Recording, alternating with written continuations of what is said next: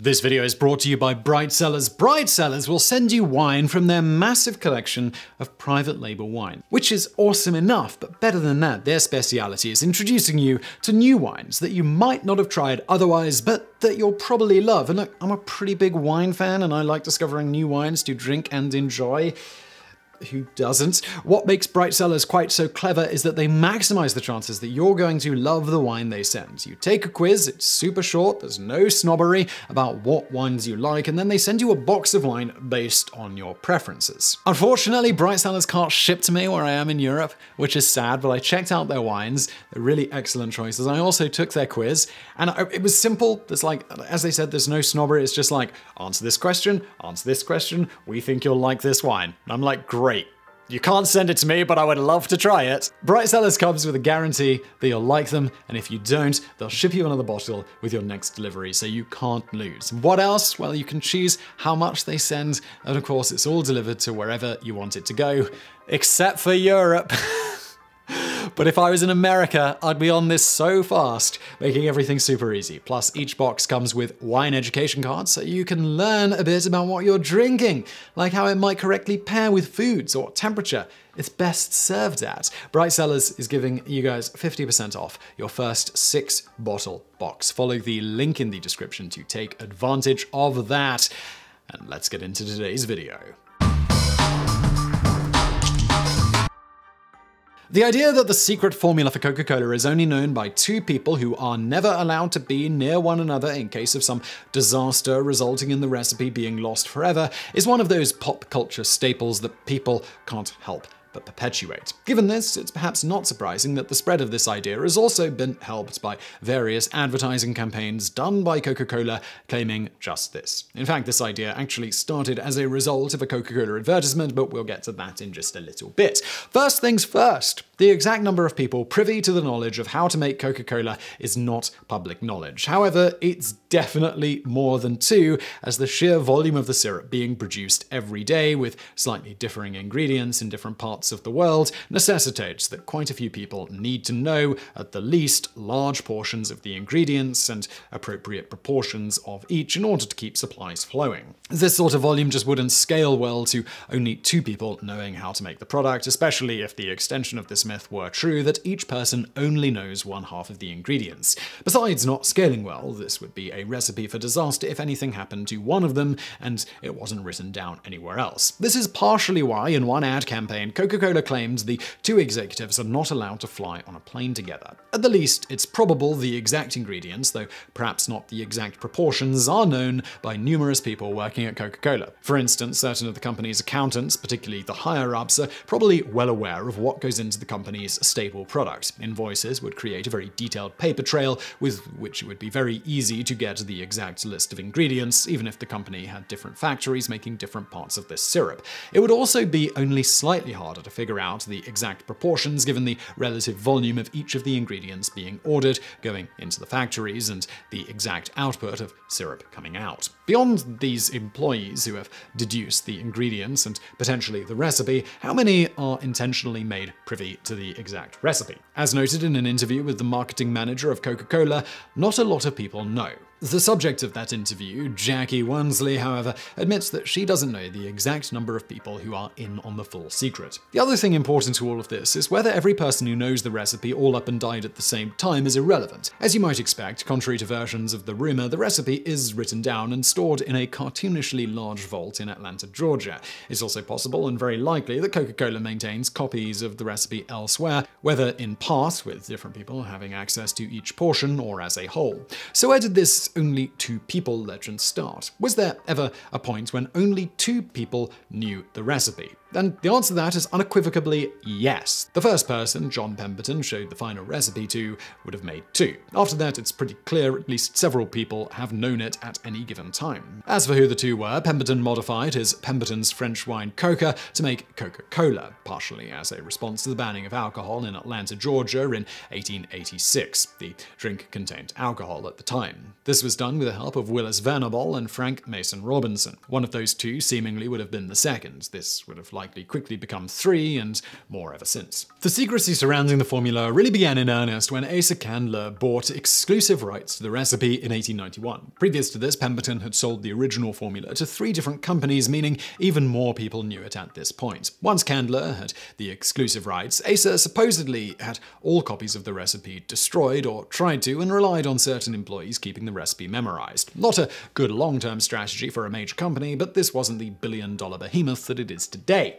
It wasn't until the company changed hands in 1990 that the formula was once again given a physical form. That said, Coca-Cola has claimed before that the recipe was never written down until 1919, but this strains credibility. It is unlikely Coca-Cola creator John Pemberton didn't write down the many recipes he came up with in his quest to find a cure for morphine addiction, one of which resulted in Coca-Cola. When he taught it to others, such as members of the few companies he sold the formula to, or those he tasked with making it, such as Frank Mason Robinson, it also would have been easier to simply write it down than to continually repeat it to them until they had it memorized. Coca-Cola has good reason to claim it was never written down, in that there are a few copies of the recipe for some version of Coca-Cola in existence, or at least claimed to be that. For instance, in 1996, the great-grandson of John Pemberton's employee, Frank Robinson, who incidentally named Coca-Cola and created the cursive logo, had what he claimed to be the recipe written in his grandfather's own hand. That handwritten document was the subject of a divorce settlement, as Robinson's wife claimed he had given it to her as a wedding present. Coca-Cola denies such claims, but of course the only way to verify they are telling the truth would be for them to reveal the Coca-Cola recipe. And as long as they continue to deny it, it doesn't really matter if others have the recipe too. Take the exact Coca-Cola product and put it under a different brand who can't claim it's the exact same product, and even if it were much cheaper and taste tests showed no one could tell the difference, most people would still buy Coca-Cola instead. This brand loyalty is largely why New Coke was killed off so quickly, despite it overwhelmingly being preferred in taste tests, even by people who were fighting to get old Coke back. Further, in order to fully replicate Coca-Cola in the United States at least, you'd need something only one company has access to: coca leaves. Currently, only Step & Co. can import these leaves into the United States. They then process the leaves and sell the cocaine-free extract to Coca-Cola and the cocaine to the pharmaceutical company Mallinckrodt. Thus, to make your own Coca-Cola, you need to convince Step & Co. to branch out and sell to your company too. This is likely a tall order considering the pressure Coca-Cola would put on them not to. Back to the origin of the rumor though. When Ernst Woodruff and a group of soon-to-be ridiculously rich investors bought the company outright in 1919, they did so using money secured by a loan. As part of the collateral for the loan, Woodruff had Candler's son write down the formula for Coca-Cola. It was then placed in a secure vault at Guaranty Bank in New York. According to Coca-Cola, the formula remained under lock and key until Woodruff once again took ownership of it when the loan was repaid in 1925. Rather than destroy the formula, as Asa Candler had done, reducing the risk of it falling into someone else's hands, Woodruff opted to keep it and had it put into secure storage, this time in an Atlanta bank vault at Trust Company Bank, where it sat for 86 years. From that description alone, it's clearly impossible that only 2 people knew the recipe even at that point. At the least, you have certain members of Pemberton's friends, family, and business partners who were still alive: Candler, Candler's son, Woodruff, and his investors, and those providing the loan, who would surely have asked to see the recipe and possibly taste the product they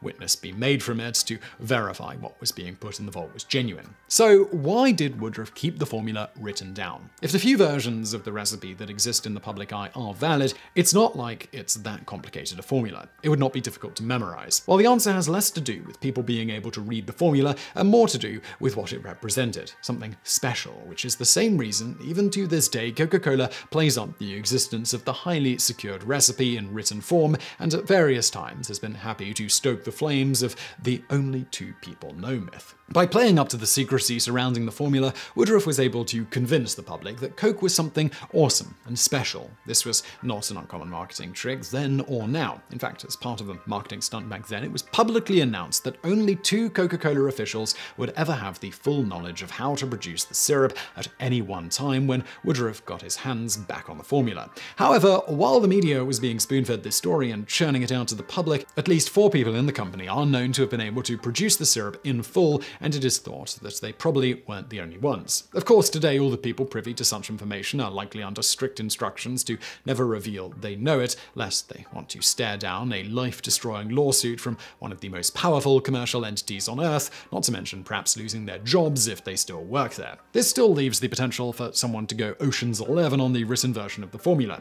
However, we weren't kidding when we said the formula is contained in a cartoonishly secure vault. Even if you get into the giant vault, there are still several layers of security you'd have to go through to get the recipe. You see, in a much more recent marketing stunt, for Coca-Cola's 125-year anniversary in 2011, they moved the written formula from one Atlanta vault to an even more secure, custom-built vault amidst a media circus. The fact that the vault is part of the world of Coca-Cola and they turned it into an interactive exhibit for the public would once again suggest that they're more concerned with the publicity and enigma surrounding the formula than the actual information it contains. And even if it was stolen, assuming said paper with the recipe really is in the vault, Coca-Cola could just deny it and claim the recipe was still safely tucked away, and it wouldn't really matter that the true recipe was seemingly once again out there for public consumption.